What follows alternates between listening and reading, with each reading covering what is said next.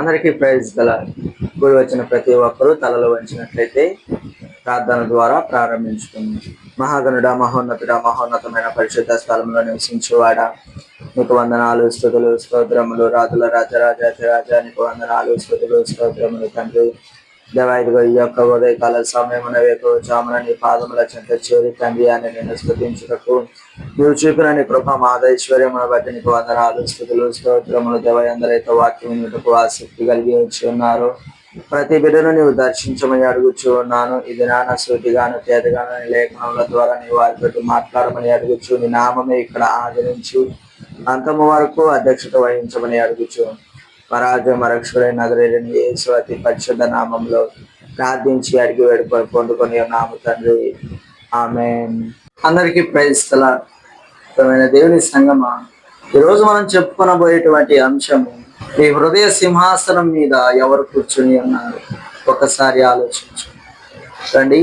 ఈ దినాన పరిశుద్ధ గ్రంథంలో నుంచి కొన్ని వాక్యముల ద్వారా లేఖనములను మనము చూద్దాము. సామెతలు 23వ అధ్యాయము 26వ వచనం చదువుకుందాం.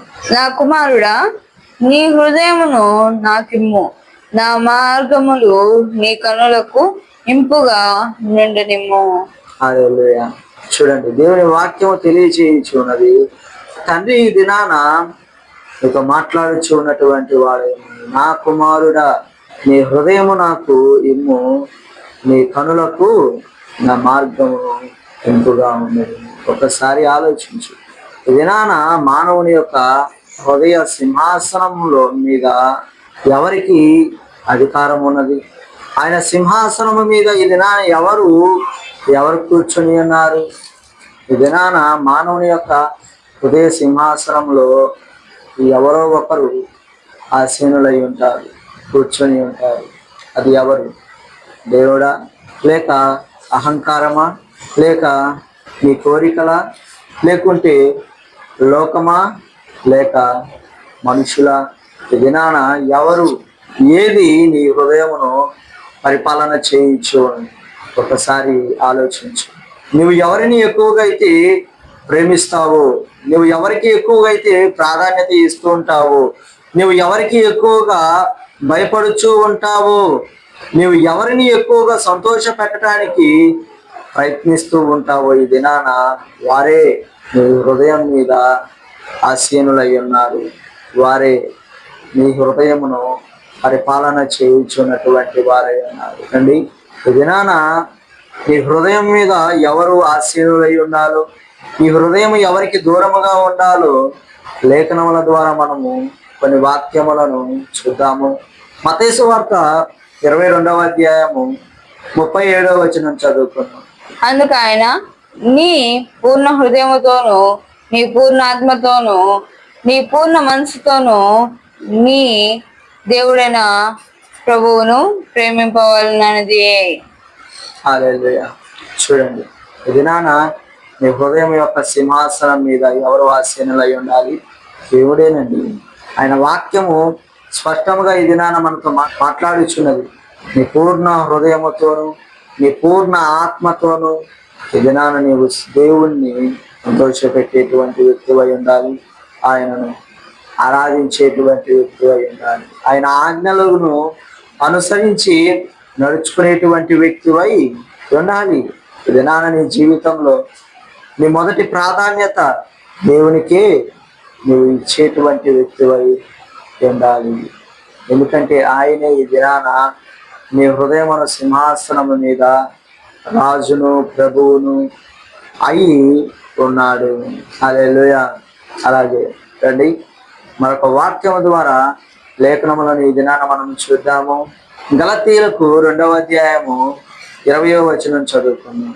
నేను క్రీస్తుతో కూడా సిలువ వేయబడి ఉన్నాను, ఇకను జీవించువాడను నేను కాను, క్రీస్తే నా యందు జీవించుచున్నాడు.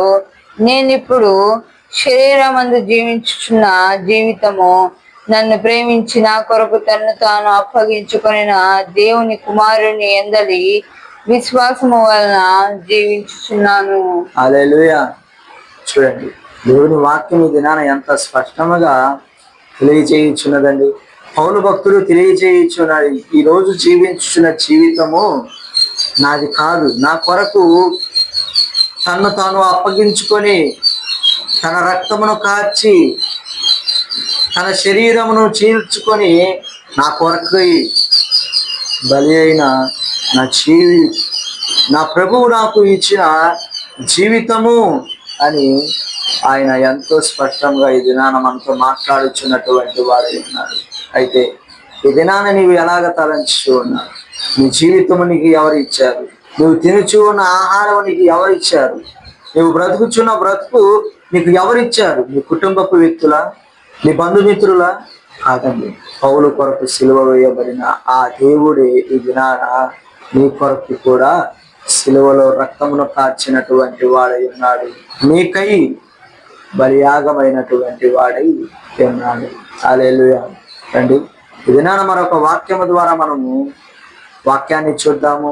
మత్తయి సువార్త 6వ అధ్యాయము 26వ వచనం చదువుకుని. ఆకాశ పక్షులను చూడడి, అవి విత్తవు, కోయవు, కోట్లలో కూర్చుకొనవు, అయినను మీ పరలోకపు తండ్రి వాటిని పోషించుచున్నాడు. మీరు వాటికంటే బహుశ్రేష్ఠులు కారా? హల్లెలూయా. వినాన నువ్వు దేని గురించి చింతిస్తున్నావు? నువ్వు దేని గురించి దిగులు చెందుచున్నావు? నిన్ను కన్న తల్లిదండ్రులు నీకేమైనా కొదువు చేయొచ్చేమో, కానీ తన స్వరూపమందు నిన్ను సృష్టించి తన పోలికగా నీకు రూపము ఇచ్చి ఆయన జీవవాయువును నీకు ఊది ఈ దినాన లోకంలో జీవించున్నటువంటి వాటన్నిటికంటే ఎక్కువ జ్ఞానమును మానవుడు అయినటువంటి నీకు అనుగ్రహించిన నీ దేవునికి అసాధ్యమైనది ఏదైనా ఉన్నదా?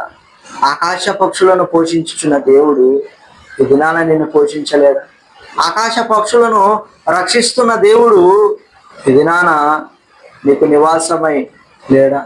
ఆయన వాక్యము తెలియజేయుచున్నది, తన రెక్కల నీడలో నేను దాయించి ఉన్నాను. అయితే ఈ దినాన నీవు దేని గురించి చింతిస్తున్నావు? నీ చింత యావత్తును ఆయన మీద వేయము. హల్లెలూయా. అండి ఈ దినాన మరొక వాక్యము ద్వారా లేఖనములను మనం చూద్దాము. గలతీయులకు 1వ అధ్యాయం 10వ వచనం చదువుతున్నాం. ఇప్పుడు నేను మనుషుల దయను సంపాదించుకొన జూచుచున్నానా?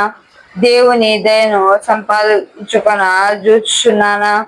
నేను మనుషులను సంతోషపెట్టగోరుచున్నానా? నేను ఎప్పటికీ మనుషులను సంతోషపెట్టేవాడనైతే క్రీస్తు దాసులను కాకపోదును. హల్లెలూయా. ప్రియమైన దేవుని సంగమా, ఈ దినాన దేవుని వాక్యము మీకు తెలియచేయుచున్నటువంటిది ఉంది. ఆనాడు పౌలు గారు పలుకుచూ ఉన్నాడు, నేను మనుషులను సంతోషపెట్టువాడనై ఉన్నానా? దేవుని సంతోషపెట్టువాడనై ఉన్నానా అని. అయితే ఈ దినాన నీవు ఎవరిని సంతోషపెట్టేటువంటి వాడవై ఉన్నావు? ఎవరికి నీవు ఎక్కువ ప్రాధాన్యతను ఇచ్చేటువంటి వాడవై ఉన్నావు? ఒకసారి ఆలోచించు. ఆయనైతే తెలియచేయుచున్నాడు పౌలు గారు, నేను మనుషులను సంతోషపెట్టువాడను కాను. ఈ దినాన నా హృదయమును సింహాసనం మీద నా ప్రభువును నేను ఆసీనునిగా ఉంచుకొని ఉన్నాను కనుక నా మొదటి ప్రాధాన్యత ఆయనకి ఇస్తాను. నేను ఆయననే సంతోషపెట్టేటువంటి వాడనుగా ఉన్నాను అని ఎంతో స్పష్టంగా లేఖనముల ద్వారా తెలియచేయుచున్నాడు.